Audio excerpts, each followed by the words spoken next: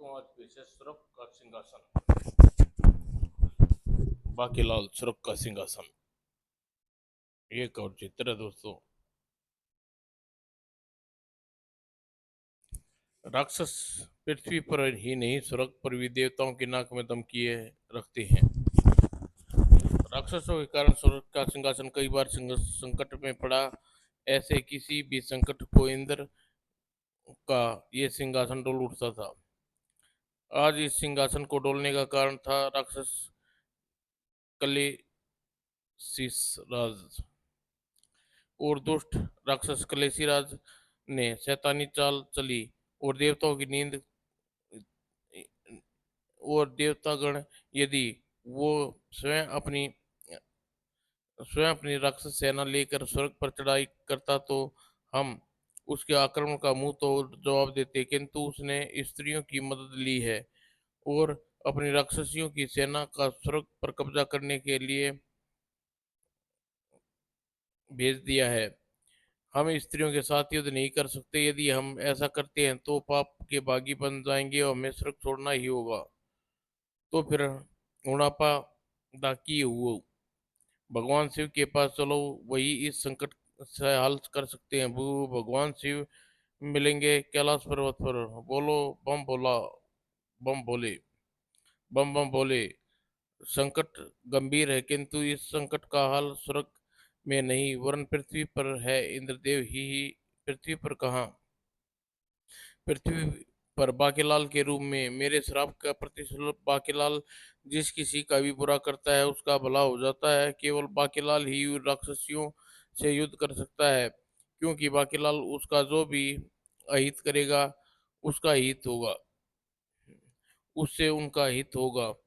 इस प्रकार देवता किसी श्राप के भागी नहीं बनेंगे, क्योंकि न तो उन्हें स्त्रियों पर हाथ उठाया और न ही उनके कारण किसी राक्षस का हित होगा ही। बोल बम बम बम बोले बम वाह। संकट का समाधान पाकर सभी देवता लौट पड़े, परंतु बाकीलाल को स्वर्ग में लाना भी तो हम टेढ़ी खीर थी। इसका हल मेरे पास है, कृपा सिद्धि बताइए देवता। इस समय रात्रि है। बाकीलाल निंद्रा मगन होगा। निंद्रा मगन प्राणी सब के समान होता है। हम अपनी शक्ति से बाकीलाल की आत्मा स्वर्ग ले आएंगे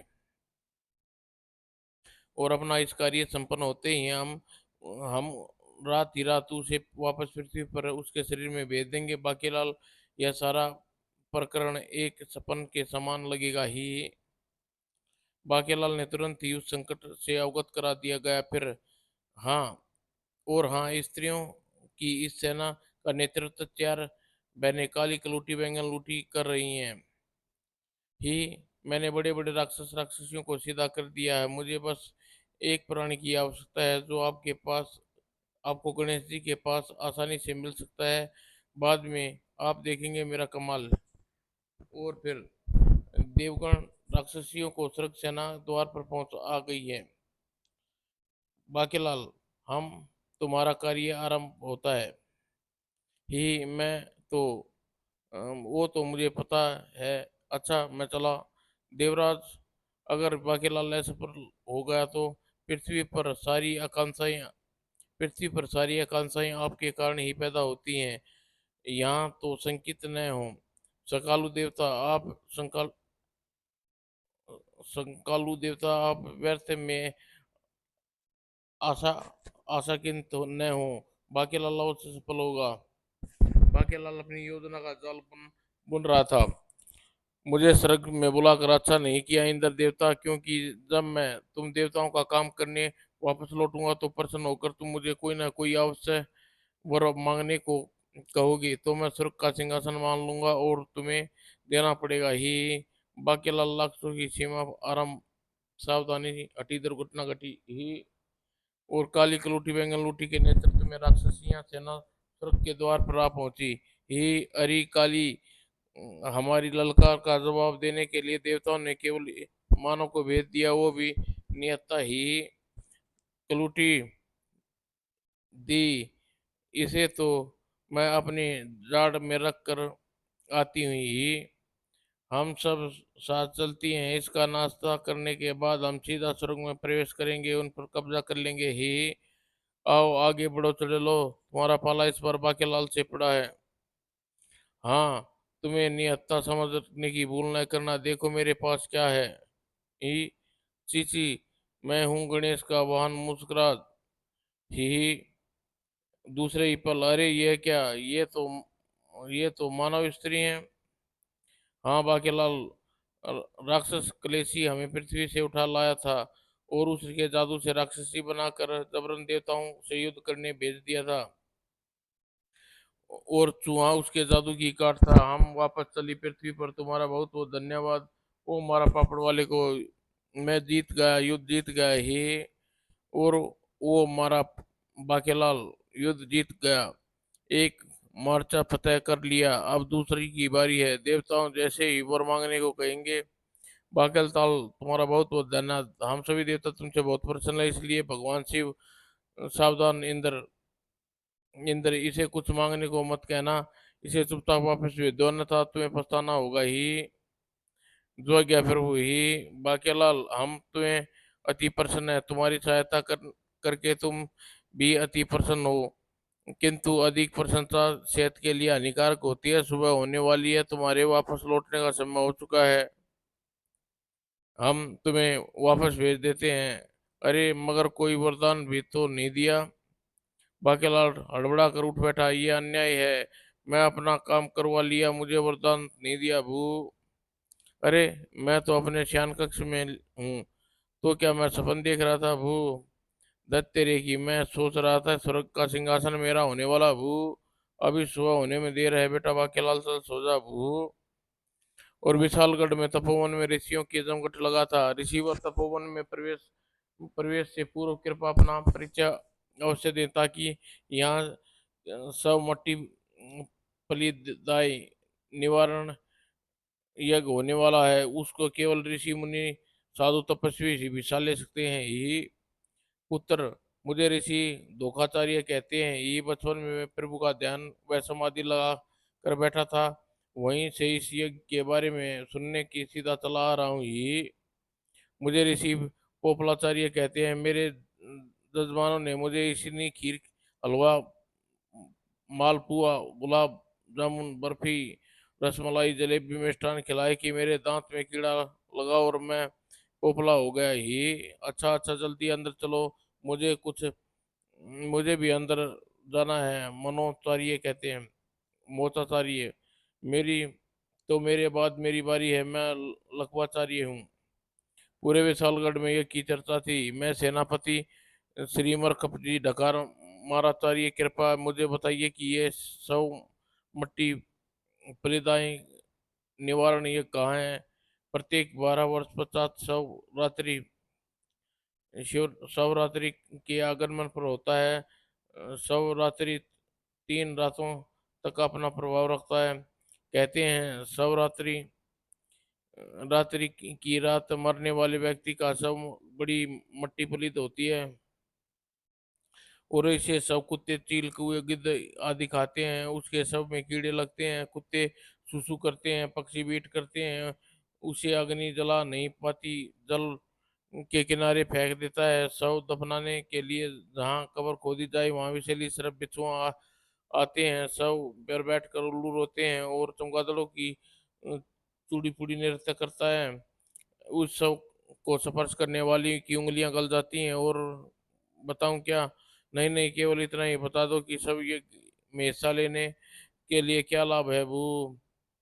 सब इसमें सब की मट्टी पलीद नहीं होती, किंतु इस यज्ञ में केवल ऋषि मुनि हिस्सा ले सकते हैं। अगर मेरी मृत्यु शिवरात्रि के मनुष्य काल में हुई तो वो सिर दिया। अरे सेनापति, आप साधु महात्मा जैसे नकली मूछों और सिर के बालों का क्या करोगे ही। वही तो कर रहा वही तो कर रहा हूँ। सुबह से पचासियों दाढ़ी मूछें बिक चुके हैं ही। अरे ज्यादा बकबक मत की तो कारा उसमें डाल दूंगा। चुपचाप अपना काम करो, यहाँ नकली दाढ़ी बहुत मिलती है। सेनापति ने भी दरद साधु का वेश, चल बेटा सेनापति, मेरा मतलब ऋषि सोना चाहिए। ये मृत्यु का क्या भरोसा, कल आएगी अगर वो शिवरात्रि में आ गई तो वो ना बाबा, मुझे अपने शव की दुर्गति नहीं करवानी। और बाकीलाल की आंख उसी दिन देर से खुली। उसे यज्ञ का समाचार भी विलम्ब से मिला। क्या स्त्री ऋषि सब मट्टी पलित निवारण यज्ञ कर रहे हैं? इनका भक्तों ऋषियों ने सब की मट्टी पलित तो होनी ही चाहिए। और कम भक्तों ने मुझे बहुत श्राप दिए हैं, बहुत सताया है मुझे, मैं इनकी यज्ञ पूर्ण नहीं होने दूंगा। बाकेलाल सिरदी वन में एक विशेष स्थान पर पहुंचा। यहाँ सभी पेड़ पौधे मुरझाए हुए हैं, फूल सूख कर झड़ गए हैं, झाड़ियां पीली पड़ गई हैं, कोई पशु पक्षी भी नहीं दिखाई दे रहा। बिल्कुल ठीक स्थान पर आ पहुंचा। मुझे यहीं पर मिलेगा ही, ये जगह है, ये तो वही जगह है भू। अरे, अरे क्या हुआ? खुरा ने मुझे जमीन पर पटक दिया। बाकालाल, मैं अब तेरा साथ पता लोग बाकीलाल, मैं तेरे साथ पाताल लोक तक भी जा सकता हूँ, मगर नरक तक भी, मगर यहाँ नहीं रुक सकता। वो इन भाग खुरा, तेरे छोटे मोटे दो बच्चे हैं और एक बड़ी घोड़न बीवी है ही। अरे दोस्त रुक जा, मुझे अकेला छोड़कर कहाँ जा रहा है वो? ही अकेला ही कहाँ जा रहा है? मैं भी तो यही हूँ, यहाँ ही हूँ। अरे तू तो बाकेलाल है ही। बाकेलाल, इतने दिन कहाँ था? तूने मेरी जरा भी याद नहीं आई? ओ लंबा डिंग तू, मैं तो घबरा गया था। मगर मेरी गर्दन किसने पकड़ ली? गर्दन छोड़ ही, छोड़ दूंगा तू भाग जाएगा ही। नहीं, नहीं मैं नहीं भागूंगा, मैं तो तुमसे मिलने आया हूँ। लंबा डिंग हाथ की जलेबी की तरह मुड़ता चला गया। क्या सच बाकीलाल? अब तो यहाँ कोई नहीं आया। पेड़ पौधे फल पौधे मुरझा गए, पशु पक्षी भाग गए, अगर कोई प्राणी बचा है तो वह है मेरी कविताएं सुनकर बहरा हो गया या फिर पागल। ब्रोक लंबाडिंग, पर मुझे कैसा, कैसे डर, मैं तो बहरा हूँ ही। परंतु बाकीलाल, अब तुम आ गए हो, मैं अपनी वर्षों लंबी कविता तुम्हें आराम से सुनाऊंगा, क्योंकि वन में कोई श्रोता आदि मिल जाते थे पहले। मैं सिर्फ सिर्फ कविताएं बनाकर उसे जबरदस्ती सुना देता था, इसलिए कविताएं छोटी होती थी। परंतु अब तुम जैसे श्रोता कम ही होते हैं जो मेरी लंबी कविताएं लंबी होती हैं चली गई। ये 6 माह वाली कविता है।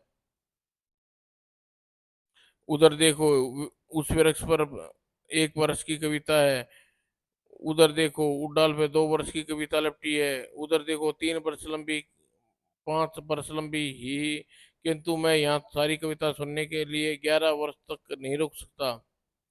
मैं तुम्हें कविता न्योता देने आया हूँ, तुम मेरे साथ तपोवन चलो, वहीं पर जी भरकर कविता सुनाना ही। न्योता? क्या? क्या सच बाकीलाल? मैं चलूंगा बाकीलाल, किंतु तुम्हें एक छोटी कविता तो मैं तो अभी सुनाऊंगा और तुम्हें सुननी पड़ेगी। इस कविता का शीर्षक कुत्ते का पसीना। तो सुनो, मुर्गे ने भाग दी सबने सुनी, मैंने सुनी, तेरे बाप ने सुनी। कमजोर कुत्ता जोर से भौंका, मैंने सुना, तूने सुना, तेरे बाप ने सुना। गाय रंभ भाई, तूने सुनी, मैंने सुनी, तेरे बाप ने सुनी। बिल्ली मिमाई, मैंने सुनी, तूने सुनी, सुनी, तेरे बाप ने न सुनी। कौआ काव काव चिल्लाया, मैंने सुनी, पर तेन तेने न सुनी, पर तेरे बाप ने सुनी। चिड़िया चिड़चिड़ाई, मैंने सुनी, न सुनी, तूने सुनी, तेरे बाप ने सुनकर भी न सुनी ही। कविता खत्म हुई, मैंने सुनाई, तूने सुनी, तेरे बाप ने न सुनी ही। दोनों तपोवन की ओर चल पड़े। मगर तुमने इसका शीर्षक कुत्ते का पसीना क्यों रखा? क्योंकि क्योंकि इसे सुनने वाले श्रोता पसीना अवश्य आता है। और तपोवन में सब मट्टी पलित निवारण यज्ञ आरंभ हो चुका था। गृहस्थी दुनिया ऐसे ही टांग जली, दिल भड़का। जिसमें एक फटेक की मैं टांग अड़ाई, उसे लगा झटका। ससुराल का कुत्ता भी भला है, हो सबका भला। बोलो सब मट्टी पलीत निवारण हरि स्वामी लाल हरे पीले हरे हम मूर्ख अज्ञानी तेरे भी मेरा भी भला ही तभी अरे ये क्या यज्ञ वेदी किसने उठा लिया कौन है तो जो यज्ञ में विघन डाल रहा है मैं उसे शराब देता हूँ लंबाडिंग देवताओं का वरदान मिला हुआ है कि मुझे कोई श्राप नहीं लगेगा ही लंबाडिंग लंबाडिंग भू मूर्ख ये यज्ञ केवल स्त्री ऋषियों के लिए है तो मुझे कौन सा इस यज्ञ में हिस्सा लेना है मैं तो बस अपनी कविताएं सुनाकर चला जाऊंगा अगर तुमने मेरी कविताएं न सुनी तो मैं तुम्हें यज्ञ की वेदी में जला दूंगा यज्ञ की दूसरी वेदी नहीं बनाई जा सकती क्योंकि इस पर गाय का पवित्र प्रथम गोबर लेप करता करना होता है और इस समय किसी गाय का प्रथम गोबर नहीं मिलेगा बू हमारे पास इसकी कविता सुनने के अलावा दूसरा कोई चारा नहीं है ठीक है लंबा डिंग अपनी कविता फटाफट सुनाओ तो फिर दूसरा हाथ लंबा डिंग अपनी पहली कविता यहाँ यहाँ लाता हूँ फंस गया ऋषियों को क्योंकि शिवरात्रि मान लो 3 दिन की है जबकि इसकी पहली कविता 1 वर्ष में खत्म होगी अब मैं देखता हूँ कब वक्त यज्ञ ऋषि यज्ञ कैसे पूरा करते हैं लंबाडिंग ने 1 बरस लंबी कविता सुनानी आरंभ करी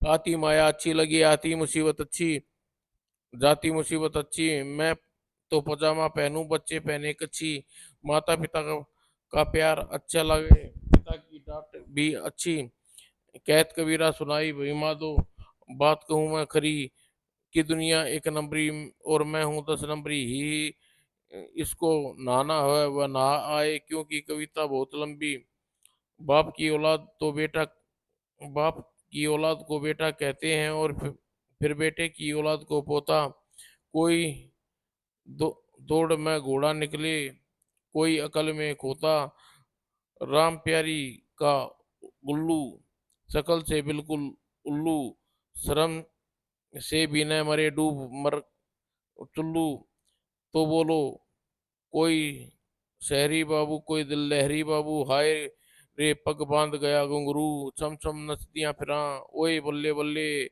एक पंजाबन कुड़ी पटाखा दिल चुरा कर ले गई ओए सोना सोना बकरी को मैं तोते की टेंटे कबूतर की गुटरगू चिड़िया की चींची तेरी मेरी एक जिंदगी बता जल्दी बता तू तूने क्यों मेरी टांग खींची बिल्ली की म्याऊं म्याऊं पिल्ले की प्याऊं प्याऊं क्यों क्यों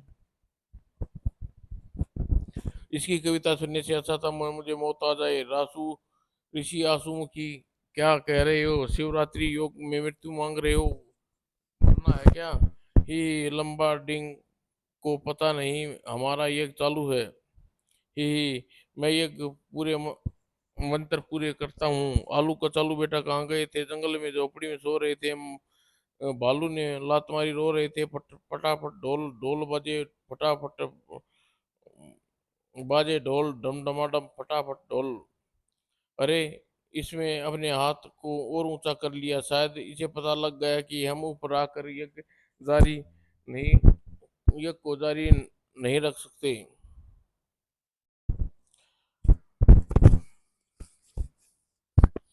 एक था बुढ़ा और एक थी बुढ़िया दोनों एक खंडर में रहते थे ये कहानी बिल्कुल झूठी मेरे नाना कहते थे बुढ़िया के बाल सफेद थे बूढ़े की और ज्यादा सफेद थे बुढ़िया के चेहरे पर धुरियां थी बूढ़े के और थी बुढ़िया की गर्दन ऊपर नीचे हिलती थी बूढ़े की दाएं बाएं बुढ़िया की 24 दांत गायब थे बूढ़े के और भी ज्यादा बंद करो लंबा डिंग अपनी कविता बंद करो मगर अपनी मैंने तो शुरू ही की है अरे सारे ऋषि मुनि तपस्वी सन्यासी योगी ढोंगी कहाँ गए वो कहाँ गए कह गए वो कह गए थे कि इससे अच्छा तो अपना सब मट्टी पलीत करवाना सब तुम्हारी कविता सुनकर भाग गए भू फिर तुम क्यों नहीं भागे क्योंकि ये ऋषि लंगड़ाचार्य लंगड़ा हूँ भाग नहीं सकता और मैं बहराचार्य सुन नहीं सकता अरे कोई नहीं सुन रहा तो कोई एक लोटा जल तो पिला दो। अरे मैं हूँ ऋषि लकवाचार्य, मैं भाग नहीं सकता। बेचारा लंबाडिंग, आखिर ऋषियों के भागने की मेरी योजना सफल हो गई। अब मैं वापस महल लौटता हूँ। लंबाडिंग के लिए उससे उतने श्रोता काफी थे। तो फिर तुम्हें ही मेरी कविता सुनोगे। अब तो तुम्हें अपने भागने की तैयारी कर ली बू, क्योंकि वो देखो, आ गई, आ गई, आ गई, मैं आ गई ही। आ जाओ, अवश्य आओ। मैं नई कविता सुनानी शुरू करता हूँ ही। माँ ने बापू के सिर पर बेलन मारा, गुस्से में बापू ने माँ की चुटिया काट दी। गुस्से में बापू ने माँ की नाक काट कर सब्जी बना दी और अपनी सास को खिला दी। खाने के बाद बोली, आलू आलू में दो छेद वाली ही। खामोश। भयानक आकृति हठास करती हुए बाकीलाल लौटने कदम ठिनक गए। ये स्त्री का स्वर तपोवन में कहाँ से आया, और मेरे विचार से वहां स्त्री नहीं थी। मुझे वापस जाकर देखना चाहिए। कौन चलाया? कौन है तुम? हाँ हाँ, मृत्यु की रानी हूँ। कहाँ है गए मेरे आह्वान करने वाले सभी लोग जो यहाँ उपस्थित थे? ओ मृत्यु, मृत्यु, और वो भी शिवरात्रि के योग में। वो पहले मैं तुम्हें ही बुलाती ही। मृत्यु का आह्वान करने खुद भाग गए ही। जाने नहीं दूंगी ही। मैं फिर वहीं आ गया। अरे प्रबंध मंत्री, तुम यहाँ आए हुए थे? अरे मेरे साथ साथ नारा मंत्री भी, कृषि मंत्री भी, नाई मंत्री, खाद्य मंत्री, अन्य मंत्री, सभी तपस्वियों का वेश धरकर यज्ञ में शामिल होने आए थे। वो मुझे किंतु मुझे क्या पता था यहाँ लंबा ढींग आ जाएगा। और ये मुसीबत मुसीबत जो स्वयं को मृत्यु रानी कह रही है, आ गई। सब भगोड़े वापस मृत्यु रानी के पास आ गए ही। अरे मेरे आह्वान किया तो मुझे आना पड़ा। मैं आई तो खाली हाथ वापस नहीं जाऊंगी। तुम में से एक की मृत्यु अवश्य होगी। एक को साथ लेकर जाऊंगी। मैंने तुम सबको यहाँ इकट्ठा किया क्योंकि मृत्यु का आह्वान तुम सब ने किया। तुम सब यह फैसला कर लो कि तुम में से कौन मेरे साथ चलेगा शिवरात्रि योग में। जो तुम्हारे साथ कोई भी नहीं जाने को तैयार नहीं है वो। तो फिर मेरा आह्वान क्यों किया? हमने तुम्हारा आह्वान नहीं किया। हम तो सब मट्टी पलित निवार निवारण यज्ञ कर रहे थे। बेटा बाकीलाल खिसक ले यहाँ से, कहीं मृत्यु की निगाह तुम पर न पड़ जाए। लंबे डेंग ने मृत्यु रानी का आह्वान लंबे लंबे श्लोक पढ़कर किए, इसलिए मुझे यहाँ आना पड़ा। लंबा डिंग ओ, किंतु मैं तो एक कविता पढ़ रहा था वो, वो कविता तुम्हारे लिए होगी। वास्तव में मृत्यु आह्वान श्लोक थे। जल्दी बोल, तुमने मेरे साथ कौन चलेगा? यह यज्ञ तो ऋषि कर रहे थे, हम ऋषि नहीं है, इसलिए हमें तुम्हारा आह्वान नहीं किया। मृत्यु रानी, हमें जाने दो। वो नहीं नहीं, नहीं जाएगा। तपोवन में जो भी उपस्थित था वो मृत्यु आह्वान का जिम्मेवार है। लंबा लंबा डिंग, तुम यहाँ क्यों आए? तुम्हारे कारण ये संकट खड़ा हुआ। मुझे तो यहाँ बाकीलाल छोड़कर गया। बाकीलाल, तुम सब में समय व्यर्थ कर रहे हो। तुम्हें एक प्राणी प्राण लेकर जाना ही है। जल्दी बताओ, व्यक्ति तुम में से कौन है? या तो तुम स्वयं एक सामने आ जाओ या फिर किसी एक का नाम बता दो। अगर वो व्यक्ति मेरे सामने साथ चलने को तैयार हो जाता है तो मुझे कोई एतराज नहीं। हाँ क्यों नहीं, लंबाडिंग को वहीं साथ ले आया था। तो फिर ठीक है, मैं बाकीलाल के प्राण हारने जाती हूँ ही। चलो जान बची, अब भागो। मैं सूखे पेड़ के पीछे ये कविता सुना लूंगा। मृत्यु के पश्चात सब की दुर्गति होती है तो हो जाए, किंतु मृत्यु न हो। बाकीलाल अभी राम में ही था। ठहरो बाकीलाल, कौन है? अरे तुम कौन हो? तुम मैं आयु हूँ। बाकीलाल, शायद तुम्हें पता नहीं कि मृत्यु रानी तुम्हें तलाश करती फिर रही है। सबसे पहले मैं उसका शिकंजा तुम पर कस जाए, तुम मुझे प्रसन्न कर लो। आयु ने उसे विस्तार से सारी बातें बताते के साथ कहा, बाकीलाल, मैं तुम्हें प्रसन्न करने के लिए तुम मेरे लिए कुछ फूल, दीप, फूल, अगरबत्ती, जल, मुद्रा, दुगध तुरंत ले आओ। मैं गया और अभी लाया। ये पासा उल्टा पड़ गया। बाकीलाल ने आयु की बताई हुई सारी वस्तु खरीदी और दौड़ पड़ा। इससे पहले मृत्यु रानी मुझे ढूंढ ले, मुझे ये सामग्री आयु तक पहुंचाकर प्रसन्न कर देना। लेकिन सुबह बारिश हुई थी, मार्ग में कीचड़ भरा हुआ था। ठीक भागा तो भाग भी नहीं सका। आह, सारा सामान कीचड़ में लथपथ हो गया है। अब क्या करूं? अगर ये गंदा सामान वायु को दिया तो वह रुष्ट हो जाएगी। वो शंकर भगवान का मंदिर, और शंकर भगवान ने मेरी वैसे भी नहीं पड़ती, ये सामान शिवलिंग पर अर्पित कर देता हूँ ही। और आयु को देने के लिए यहाँ से साफ सुथरा फूल, मुद्रा इत्यादि ले लेता हूँ ही। और सिर दी, मैं सारा सामान ले आया हूँ आयु रानी। वह बात तूने मुझे और क्या दे सकते हो? बाकीलाल, तुम्हारा जवाब ऐसा होना चाहिए जिससे मैं प्रसन्न होकर तुम्हारी आयु अधिक से अधिक लंबी कर दूं, ताकि मृत्यु रानी तुम्हारी परछाई भी ना पा सके ही। प्राण से बढ़कर कुछ नहीं होता। तुम चाहो तो मेरे प्राण ही ले लो ही। यही तो मैं तुम्हारे मुंह से सुनना चाहती थी। दूसरे ही पल मैं आयु नहीं, मृत्यु रानी हूँ ही।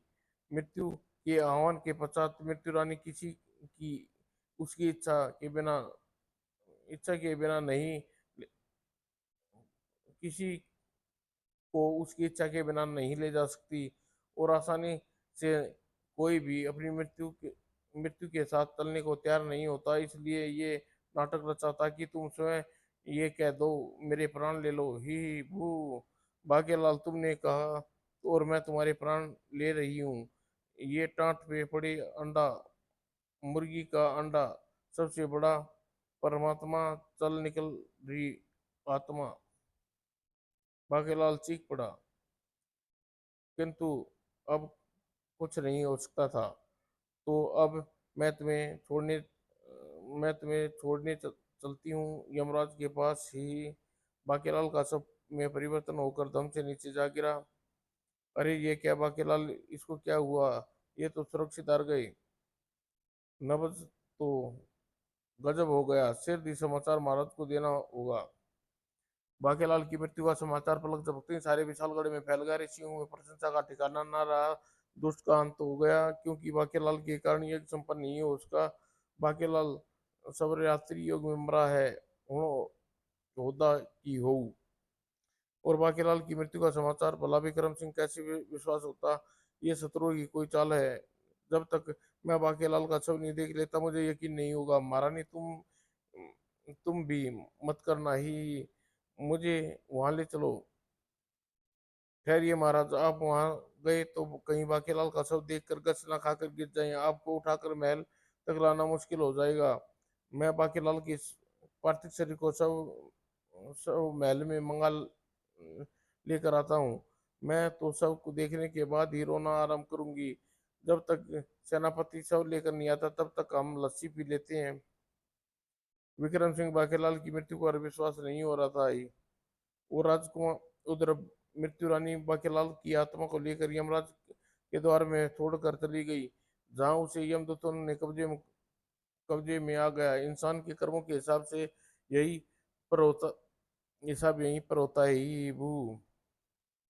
सिद्धि यमराज के दरबार में चित्रगुप्त ने खोला बाकीलाल का कर्मों का खाता। बाकीलाल, तूने जिसके साथ किया बुरा किया, शिव के वरदान के फलस्वरूप भले ही उसका भला हुआ, परंतु पाप का दोष भी लगे।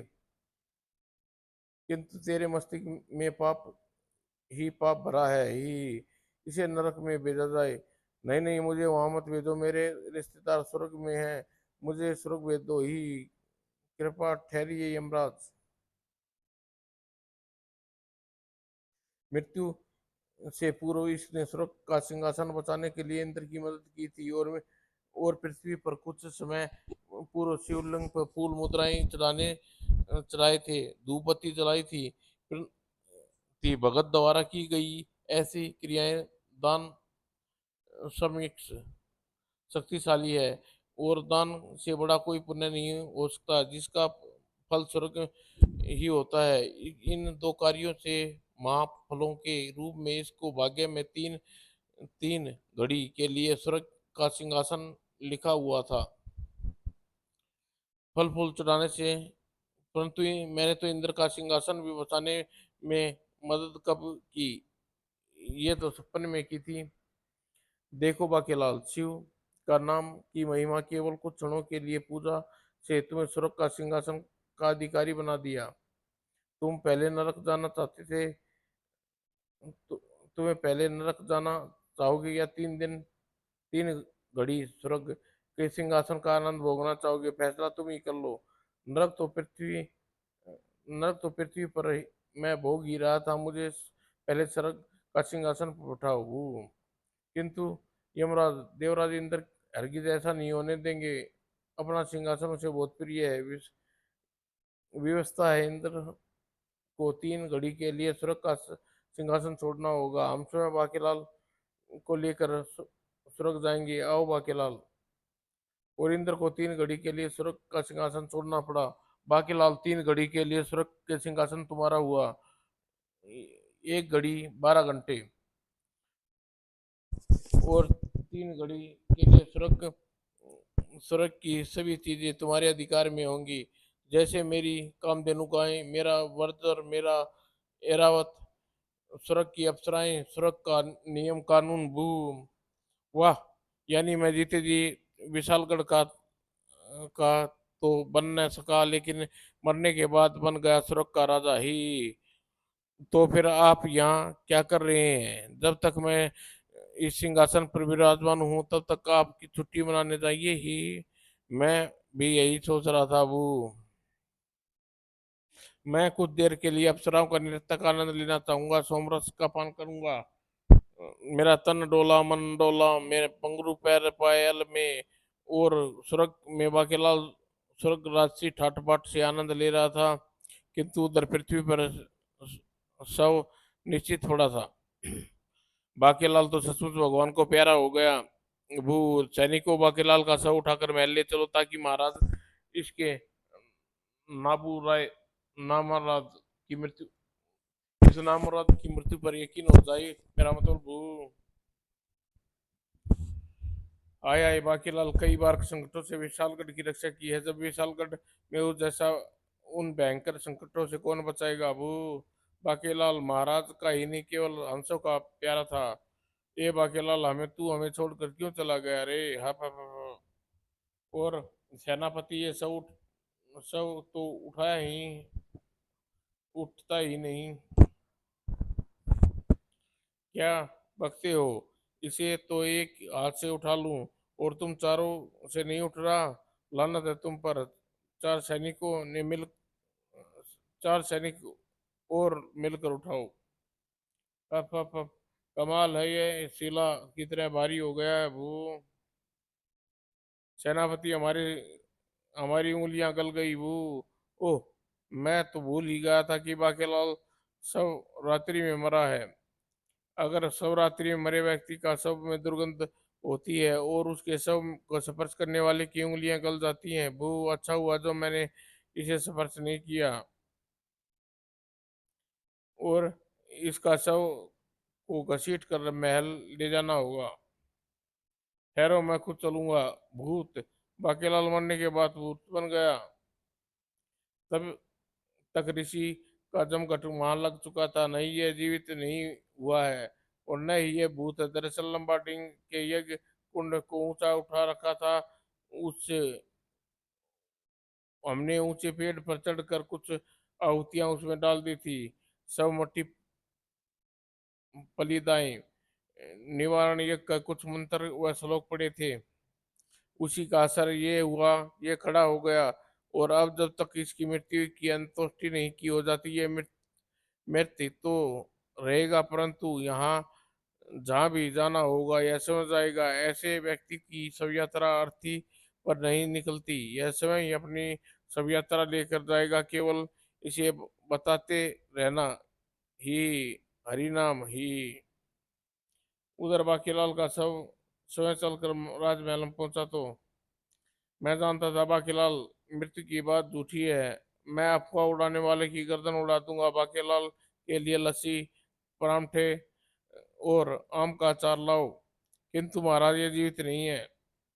अगर ये जीवित नहीं है तो फिर अपने पांव पर कैसे खड़ा है? आपको मेरी बात पर विश्वास नहीं होता तो ऋषि पोंगाचारी से पूछ लें। सेनापति का कहना सत्य है महाराज। अब यह केवल एक शव है जिसका अंतिम संस्कार अतिशीघ्र कर देना देना चाहिए। तब इसकी मृत्यु का प्रमाण यही है कि महाराज अब यह न तो किसी को पहचानेगा, न ही किसी से बात करेगा, न केवल वही कार्य करेगा जो अंतोष्टि संबंधित होंगे। चाहे आप खुद आजमा कर देख लें। बाकालाल मूली के परांठा खा ले, लस्सी अचार पी ले और खट्टा वट्टा मीठा भी। देखा महाराज, ये परांठा और लस्सी नहीं ले रहा, इसके हृदय की धड़कन भी बंद हो चुकी है। यहाँ तक दिल पर हाथ रख कर देख लीजिए। इसके शरीर को स्पर्श करके देखिए, बिल्कुल बर्फ की तरह समान है। अगर आप जैसे ज्ञानी ध्यानी कह रहे हैं तो बाकीलाल मृत्यु प्राप्त हो चुकी है, तो मैं बात स्वीकार करता हूँ, कर लेता हूँ बू। अब हमें इसका अंतिम संस्कार तुरंत करना होगा, किंतु इससे पहले महल के मंत्री दरबारियों व विशालगढ़ की प्रजा बाकीलाल को श्रद्धांजलि तो देने देते भू। महारानी, हमारा बाकीलाल हमें छोड़कर चला गया, होना पकी होगा। हिम्मत से काम ले लिए महाराज। वो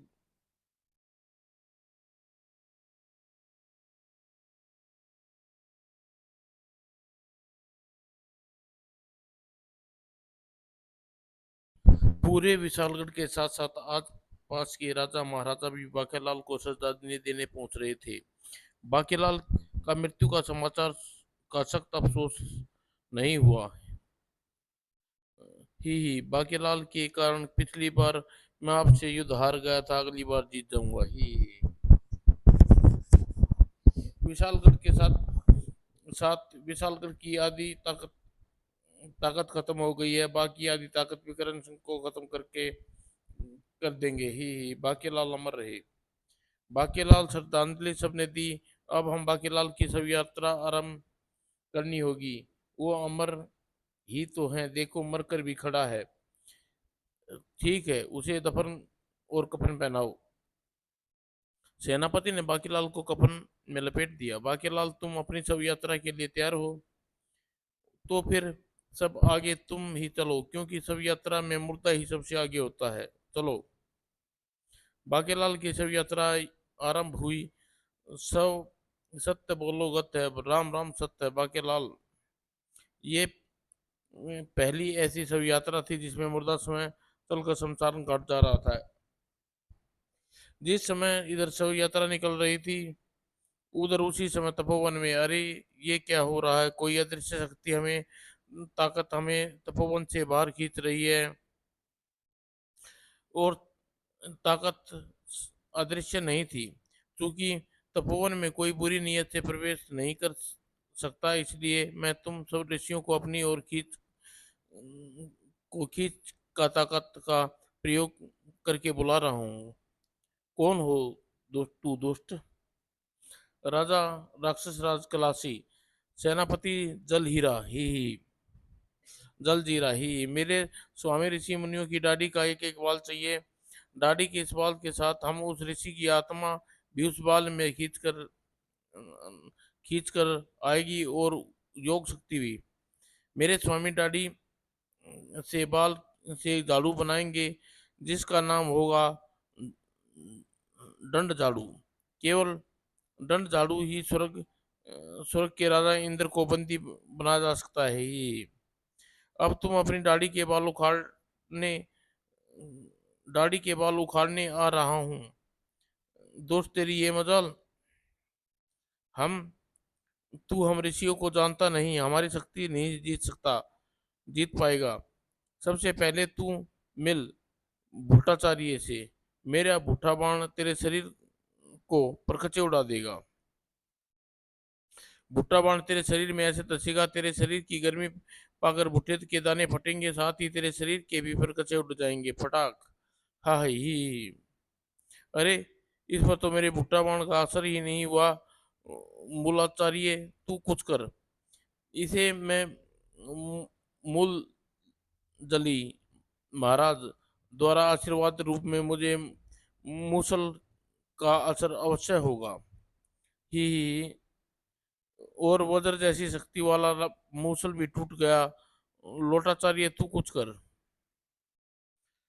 और इसे करिश्माई पट्टियों से लपेट दूंगा। पट्टियां से लिपटते ही ये गायब हो जाएगा ही। परंतु ये पट्टियां ही गायब हो गई। अरे लंगड़ाचार्य, तू ही कुछ कर। मेरे लंगड़ इसकी जिंदगी की डोर काट देंगे ही। मैं इसे श्राप देकर कोड़ी बना देता हूँ। मूर्ख, हमें छू हमें ये छू कर कोड़ी बना दूंगा। तो फिर मैं इसे घोड़ी बना देता हूँ। हाँ हाँ मूर्खो, क्या अपनी ऊर्जा बर्बाद कर रहे हो? मुझे न तुम्हारा कोई वार चलेगा न कोई श्राप का असर, क्योंकि मैं एक शव हूँ। शव? तो भागो। और बाकीलाल की सब यात्रा शमशान की ओर आ रही थी। राम नाम सत्य है। महाराज, ये हमारी सहायता कीजिए, इस दुष्ट को हमारी दाढ़ी मूछ के पीछे पड़ा है। भू, दुष्ट राक्षस। परंतु इस समय हम एक ही बात सूझ रही है, और वो है राम नाम सत्य। ओह, ये क्या? ये मैंने क्या सुन लिया? मुझे क्या हो रहा है? इसे अचानक क्या हुआ? दूसरे क्षण राक्षस भी शव के समान बाकेलाल के निकट आ खड़ा हुआ। बाकेलाल जलजीरा, हम राक्षस जलजीरा हमारी दाढ़ी की बात भूल कर बाकेलाल के साथ जाकर क्यों खड़ा हो गया? मैं समझ गया, ये शव है। राम नाम सच सुनते ही इसकी ये हालत हुई है। जल्दी ही ये सब यात्रा आगे बढ़ाओ, इससे पहले ये दुष्ट राक्षस अंतिम संस्कार करना होगा। और आखिर बाकीलाल के कारण हमारे प्राण बच गए। उसकी सब यात्रा न निकल रही होती तो हम में से कोई न बचता। और शिवरात शिव और शिवरात्रि में हमने उसे मृत्यु का सुपुर्द कर दिया।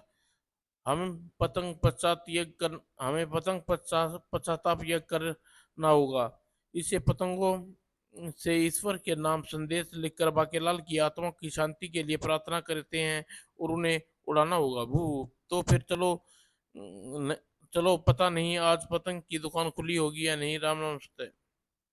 उधर स्वर्ग में जैसे बाकीलाल समय बीतता चला जा रहा था, उसकी चिंता बढ़ती जा रही थी। बेटे बाकीलाल, स्वर्ग का माल उड़ाकर तू खूब सेहत बना ली। नरक वाले एक न दिन तेरी खाल खींच कर उसमें भूसा भर के तुझे खेतों में खड़ा कर देंगे। भू, या फिर बैल की जगह जोत देंगे। मेरे नरक की धरती डंडे उगले उगली हंटर कोड़े या कोल्हू में गन्ने की जगह डालकर गन्ने का रस बनाकर राक्षसों को पिलाएंगे। या फिर बेसन में लपेट कर गरम गरम कलाड़ी में डालकर तेरा गरम गरम पकोड़ा बना देंगे और करेले की चटनी के साथ नरकवासियों को खिलाएंगे। वहां भयंकर राक्षसियां नृत्य करेंगी, तुझे अपने पांव तले रौंदेंगी। बंद करो ये बेहुदा नृत्य। क्या हुआ, नृत्य पसंद नहीं आया? बाकीलाल का एहसास हो गया का स्वर्ग की अप्सराओं के बीच है।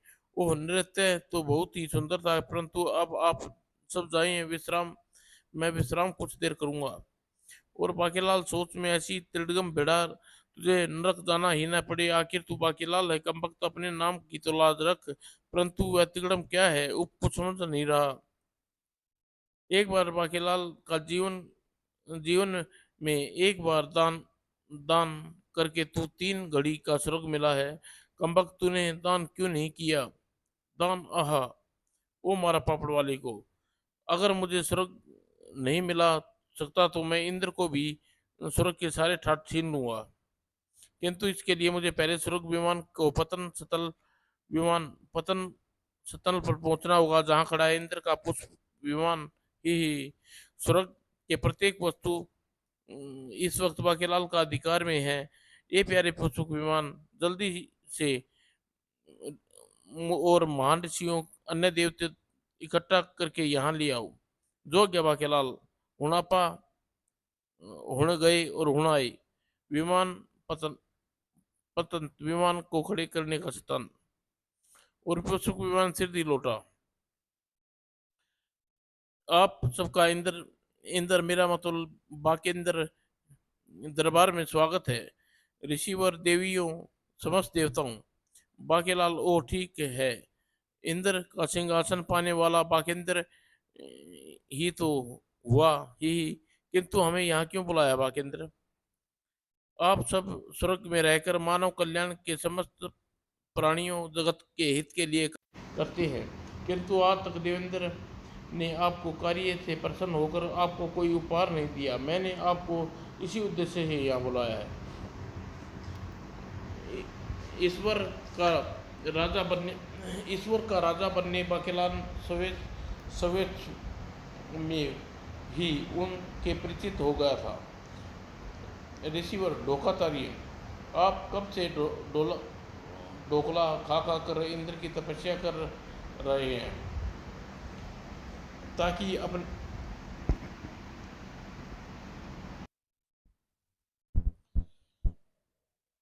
तनिक अपनी ओर देखो। आप कितने दुर्बल हो गए हैं। मैं आपकी तपस्या से प्रसन्न हूँ। ही। ये लीजिए, मैं आपको कामधेनु गाय उपहार स्वरूप देता हूँ। अब आप कामधेनु का दूध पान करके अपनी सेहत बनाइए। मैं कामधेनु गाय, ये क्या महादान है। ही। ऋषि देव दौलती है, कृपा एरावत स्वीकार करें। एरावत, मैं धन्य हुआ, ये तो महादान है। ही। सी शीत ऋषि कृपा वदर की भेंट ग्रहण करें। इंद्र की जय हो, मैं धन्य हूँ, महादान है ये तो। बाकी लाल अच्छे अच्छे उपहार ऋषियों को दिए, देते जा रहे हैं। हमारी बारी कब आएगी? धीरज रखिए ग्रीष्म देवता। शीत देवता, मेरा ये स्वर्ण रथ आप रखें। ही अवश्य अवश्य अवश्य करें। ही, मैं धन्य हुआ। आपको बुद्धि तो आई, किंतु विलंब से आई। आइए आइए कंगन देवी, ये आभूषण आपकी सुंदरता पर चांद चांद लगा देंगे। ओ, इन्हें पाकर मैं धन्य हो गई। आप जल देता मेघ आप ले जाइए। अब मुझे वर्षा के लिए आप पर निर्भर नहीं रहना होगा। ही। और कपिलेश, ये रंगशाला मैंने आपके नाम की। कृपा आप यहाँ पधारे और सुंदर अप्सराओं के नृत्य के साथ साथ सोमरस का भी आनंद ले। स्वर्ग के राजा ऐसा ही दानी होना चाहिए। ही। बाकेलाल के दान के चर्चे पूरे स्वर्ग में खलबली मच गई। नारायण नारायण। बाकेलाल इंद्र महल के सभी वस्तु दान दिए जा रहा है ब्रह्मा, किंतु हे विष्णु, उसके इस कदम से स्वर्ग की देवी देवताएं, अप्सराएं, ऋषिगण अन्य प्रसन्न है, क्योंकि देवेंद्र उन्हें कभी कुछ तोहफा नहीं दिया। हे शिव, जो हो रहा है वह उचित या उचित तो नहीं जान पड़ता। नारायण नारायण। स्वयं इंद्र तो जैसे तावों पर जमीन खिसक गई। क्या बाकीलाल ने मेरी समस्त वस्तु खैरात में बांट दी है? उसे अधिकार किसने दिया? नारायण नारायण। उसे अधिकार अध, ये अधिकार नियम दिया है देवेंद्र, इसलिए तो आपको स्वर्ग के सिंहासन छोड़कर छुट्टियां मनाने को लू मनानी आना पड़ा। मेरी राय तो सिंहासन की बारी आए तो आप उसे बाकीलाल से दान में लीजिए, अन्यथा स्वर्ग का सिंहासन हमेशा हमेशा आपके हाथों से चला जाएगा। मैं चला। नारायण नारायण। नहीं नहीं, मैं यह अनर्थ नहीं होने दूंगा। और इंद्र की निगाहें में वो है अर्थ है या अनर्थ, इसके बाकीलाल को कोई महत्व नहीं था। ये शानदार वस्त्र का भंडार आपका हुआ अप्सरा रीति। देवेंद्र ने कभी भी हमें ऐसे कीमती तोहफे नहीं दिया। आप महान है बाकीलाल। मैं प्रसन्न हुई। ये इंद्र का महल आपका हुआ अब अप्सरा उर्वशी, क्या सच? नारायण नारायण। बाकीलाल, आपने अपना सब कुछ दान दे दिया है, अब आप क्या कहाँ रहेंगे? सब कुछ कहाँ दिया है मैंने? सिंहासन तो अभी बचा हुआ है, किंतु ये 3 घड़ी से पूर्व दान नहीं कर सकता, क्योंकि 3 घड़ी तक ये मेरा है। नारायण नारायण। तो अब ये सिंहासन छोड़ दे बाकीलाल। अरे चित्रगुप्त जी, आप मैं गौशाला आपको देता हूँ, किंतु देवराज आपको क्या दूं? मुझे अब तुम मुझे कुछ नहीं देने का अधिकार नहीं बाकीलाल, क्योंकि 3 घड़ियां पूर्ण हो चुकी हैं। अब तुम्हें मेरे साथ वापस श्री यमराज के पास चलना होगा, जहां तुम्हें नरक का प्रस्थान करना है। इसे सिर दी यहाँ से ले जाओ चित्रगुप्त। नारायण नारायण। ओह, तो ठीक है, चलिए। स्वर्ग का सिंहासन केवल मेरा है। चित्रगुप्त बाकीलाल को लेकर यमराज के पास पहुंचे। चित्रगुप्त, इसके पाप कर्मों का खाता नरक नरक भिजवाओ, ताकि बाकीलाल के पाप के दस्तावेज को पुनः नरक के जल्लादों को सुपुर्द किया जा सके। ही जैसी आज्ञा यमराज। परंतु बाकीलाल के पाप कर्मों का खाता पड़ता ही चित्रगुप्त चौंका। अरे, क्या हुआ, क्या हुआ चित्रगुप्त? पाप कर्मों का खाता बिल्कुल साफ हो चुका है। और क्या चित्रगुप्त? 3 घड़ी 3 घड़ी सुरग सिंहासन पर रहकर इसने जो महादान किए हैं, उनके फलस्वरूप इसे 6 घड़ी का सुरग सिंहासन और सौंपना होगा। ये वो मारा। उधर बाकी देवेंद्र समस्त देवी देवताओं और ऋषियों से एकत्रित किया। बाकीलाल ने महादान दिए थे। हे ऋषिगण, देवी देवताओं, बाकीलाल ने आपको जो तोहफे दिए हैं वे अनुचित हैं। कृपा कर तोहफे सभी वस्तुएं मुझे लौटा दीजिए। हम आपकी बात का अर्थ कदापि नहीं समझे इंद्र। हमें तो बाकीलाल ने कोई तोहफा नहीं दिया। क्या मतलब? बाकीलाल ने एरावत, वज्र, कामधेनु, गाय, आभूषण इत्यादि नहीं दिए? बिल्कुल नहीं। किंतु मेरी जानकारी में स्वर्ग के 3 घड़ी का राजा बनने के बाद उसने मेरी समस्त वस्तुएं आपको बांटी हैं। देवेंद्र, क्या ये असत्य? क्या तो हम असत्य बोलेंगे? नहीं नहीं नहीं, ऐसा नहीं है, कदापि नहीं सोच सकता। तो फिर बाकीलाल ने मेरी वस्तुएं किन में बांटी? इंद्र के प्रश्न का जवाब यहाँ था राक्षस कलेशी राज के पास।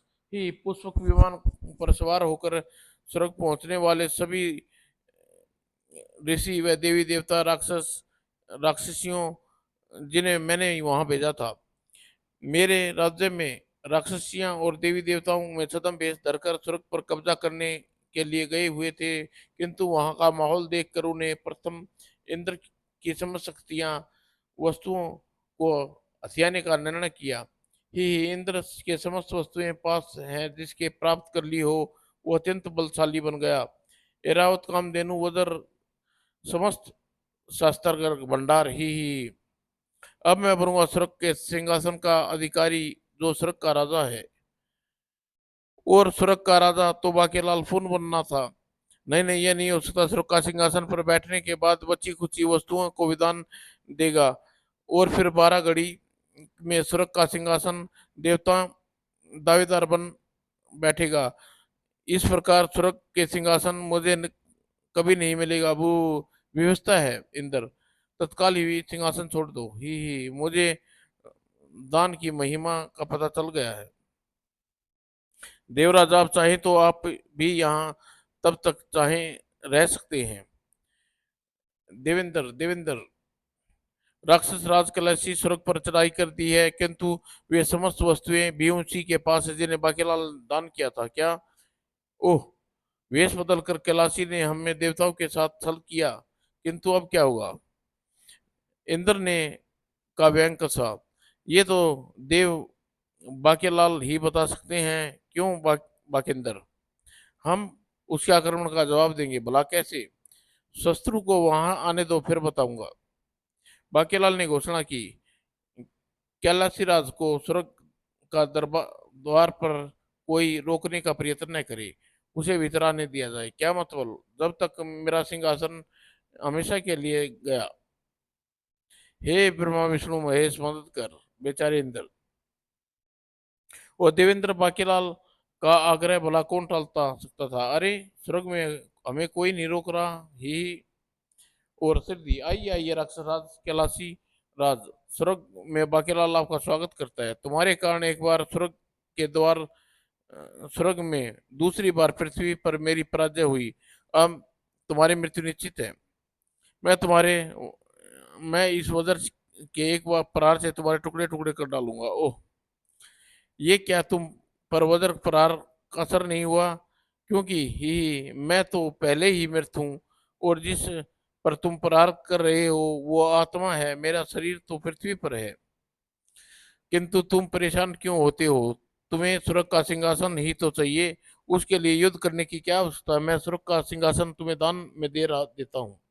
नहीं, मुझे श्राप है कि अगर मैंने किसी की आत्मा से दान कोई वस्तु ली तो मेरी तत्काल मृत्यु हो जाएगी। तू एक आत्मा है। तो फिर तू गया राक्षस राजकलशी, क्योंकि एक श्राप मुला मुताबिक युद्ध में परास्त भी नहीं मृत्यु का कारण बनेगी। अगर तुम अगर तुम स्वर्ग के सिंहासन के लिए बिन सिंहासन लिए बिना यहाँ से जाते हो तो तुम्हारी पराजय मानी जाएगी, क्योंकि तुम स्वर्ग का सिंहासन प्राप्त नहीं करने ही निकले हो। अब फैसला तुम्हारे ऊपर है। और मैं और मैं जानता हूँ कि तुम इस चक्रव्यूह में बुरी तरह स्वयं फंस गए हो, जिसके जिससे निकलने का एक ही मार्ग है मृत्यु। इसलिए मैं स्वयं ही चला आया तुम्हारे प्राण हरने के लिए। नहीं। और राक्षस राज की मृत्यु के साथ ही राक्षसों की सेना में भगदड़ मच गई। और उसी समय, हे एरावत, वज्र, कामधेनु, अन्य सारा सामान मुझे वापस मिल गया।